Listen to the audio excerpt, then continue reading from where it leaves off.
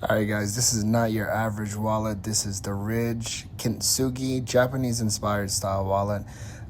It looks amazing, first of all. Look at that. There's many different Ridge style wallets, but I like this one specifically because it was like a collector's item, so yeah. In the box is your wallet, a screwdriver to screw it if you have a lot of cards, also some extra screws. My favorite thing about it, it's slim. It's really slim. It holds about 1 to 12 cards.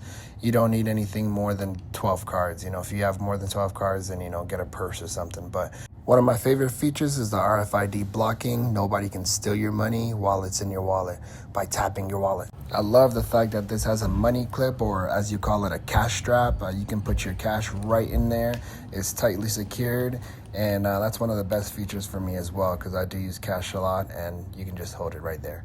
If you do have a bit more cards than most, you can unscrew it to make it a bit more loose, or tighten it up to make it tighter to accommodate less cards. So if you're looking for something slim, durable, and different, this Ridge wallet is what you're looking for. It'll last you a long time. Go get one.